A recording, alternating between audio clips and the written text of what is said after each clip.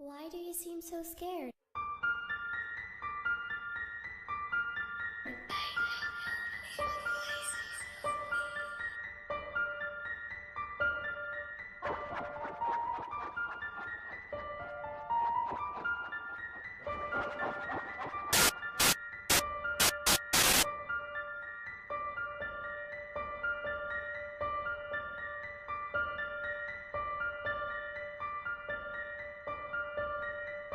La la la la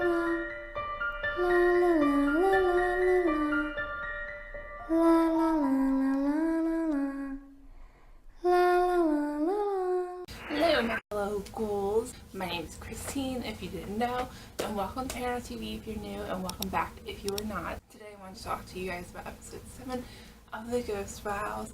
If you are new to ParanormalTV, the Ghost Files probably is something you have no idea about, but I go on investigations with my friend Natasha, and those videos always get put into the Ghost Files playlist of my investigations. I have other investigations and other playlists. Examples are Ghost Hunts and Games and the Jimmy Wade House playlist. I did an investigation there, and in the future you'll see investigations in the Collabs playlist. But a good bit of my investigations are in the Ghost Files playlist if you're curious. So episode 7 was filmed in a graveyard that Natasha's relative is buried in. So we want to really focus on this grave in this investigation. People are talking about it. I'm gonna close the door. Come on, Lizzie. Oh. Hi Lizzie. My baby's here right now. She's joined us for this video. Come on. Come here. I don't know if you can see her or not, but she's a beautiful boxer. A lot of you will comment and tell me how gorgeous my boxer is. And I agree. I'm a big fan. Episode 7 we focused on Natasha's relative named Annie. There were 3 people buried in this grave. Annie, Anton, and Ethel. And if you guys noticed, Anton did not have a death date, but Anton is either the oldest man alive or there are reasons why his death date isn't listed. And I did do a post on the Spirit Seekers. The link is down below to that, where I talked about one piece of evidence that I'm excited to talk about here too, but I also talked about possibilities why Anton's death date isn't there. If you're curious, I would go check that out. So we tried to communicate with all of them, but we really tried to focus with Annie. We really tried to focus on Annie. We felt like her name had came through in a previous spirit box session there, so we really wanted to focus on Annie. And we did that, and we used the Ghost Hunting Tools app, which is an app that Natasha really likes. We used it before. We got some interesting results with it before, so we figured we would try it again. I just want to clarify, I don't highly suggest apps. They're not the best thing in the world, but they can be interesting to use in an investigation. I like to try them out and tell you my thoughts on them. I did that with the Ghost Radar app and the SBX12 spirit box and the Sono X10 spirit box, I believe that they're called. So I do like to try them out. I like to give them you guys my honest opinion. I think I'll do a formal video on that. But we got some words that seem to be responses to questions, and some words that seemed a little bit interesting that we could base our questions on, things like that, through that app. And we also did a dowsing rod section. I have my dowsing rods here. So I got these at the Crystal Wand Shop, is what it's called, in Gettysburg. These are just, brass, what do you call it? Dowsing rods, yes. So dowsing rods, you would think they're pretty flimsy. So let me just kind of show you, you can move them around easily. So by the way, guys, I am sick, so my voice sounds weird. That's why, but you can use dowsing rods to get yes/no responses. They can be influenced by underground water. People use it for water witching. I tried that in places where I knew underground water was, in places near water, and I've never had them cross. So don't know how well they work for that. You guys let me know if you have any experience with water witching. But you hold them straight and you ask a question. If it's a yes, it will cross, and if it's a no, it will stay apart. Now, I'll try and cross them discreetly for you guys on camera. Let's see if I can do it.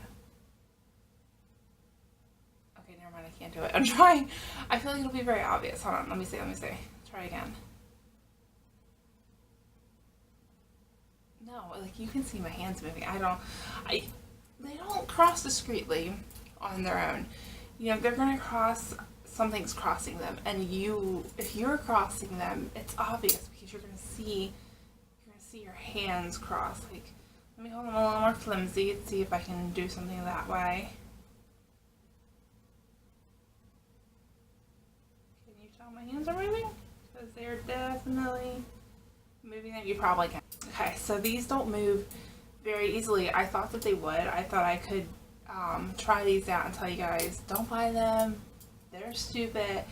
But they don't cross that easily. But the wind was blowing, and somebody did point this out. I want to say the wind was not as strong as it sounded. My camera really picks up wind at times, and that's what it was doing there. It was blowing. You could see her hair move once in a while and things like that, but it wasn't as strong as it sounded. And I want to test this out with my fans. So I have 2 fans here, 2 box fans, and they are definitely going to be stronger when I put them up all the way than the wind was, and it'll be much more direct. So let's try that out right now. So here's one fan right here. I'll start it off on one. Okay.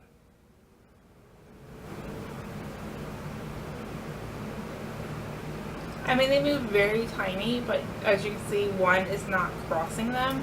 Bump it up to 2. This is already a lot stronger than the wind was in that video, so. Okay, now let me try to hold it more flimsy, like not as sturdy. As you can see, they move a little bit, but they don't get closer like that. They just kind of stay in the same position. We'll try 3. I hope you can hear me over these fans. So they rock a little bit more, but they're not crossing. And I'll turn my second fan up to 3. You probably can't hear me.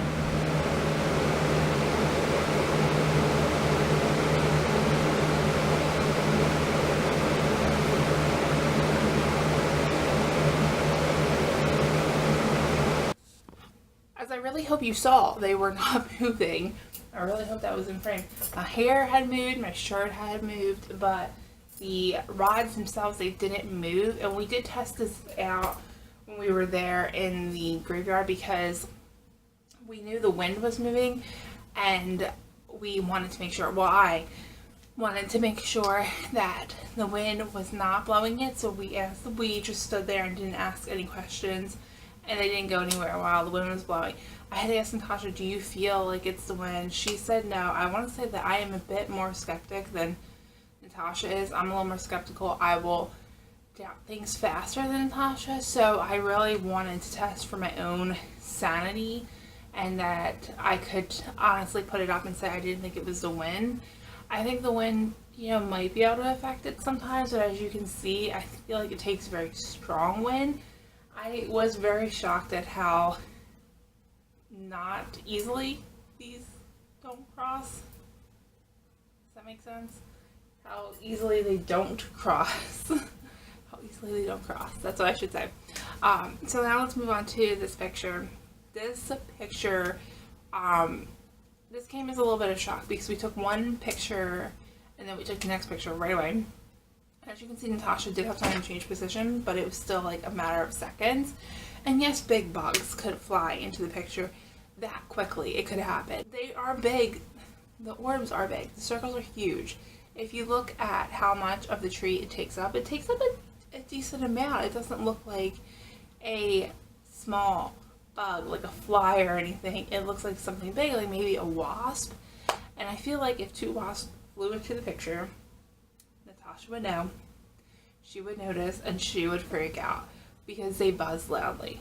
However, it still could have been a wasp. It could have been another bug that was large.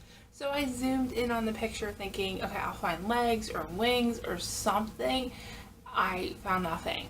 And I found faces. Now, I have said before, faces in pictures can be misleading. I'm a huge fan of that piece of evidence. unless you can kind of tie it in with the haunting, or you can kind of tie it in with other experiences. Now, I felt like we did that, and I mean, we were speaking about Annie, and we were trying to speak to Annie, and the one looked like a woman, and then we asked about a previous experience being negative, and it crossed for yes. And in the second orb, it looks like an upside down cross. I really encourage you guys to head over to the Spirit Seekers to read this post, because it is mainly about the face and the orbs, and I really go into detail with that piece of evidence. It's really interesting to see it. I don't know, I'm still like kind of weirded out by it, and kind of shocked by it, and kind of not sure by it. I have all these questions, and is that a spider? Ugh, I'm allergic to spiders. Hold on, guys. I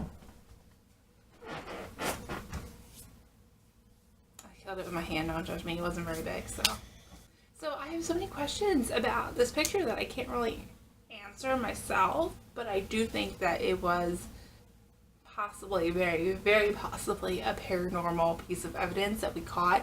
Like I said, no wings, no bodies, no legs are in this picture. To me, it feels like it's not a bug. There wasn't a huge gust of wind that could have flew debris into the picture real quick. So I'm kind of at a loss when I am looking for a natural explanation for this picture. It's not a light source. We were under a tree, there was shade. It's not a light.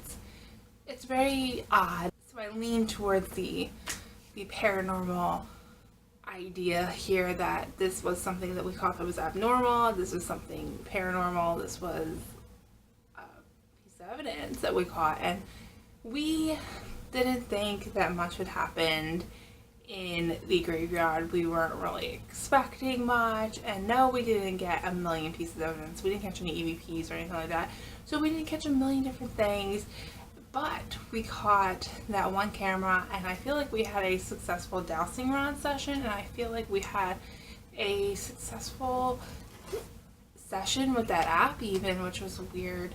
I hope you guys enjoyed this video, and I will see you in my next one. Bye!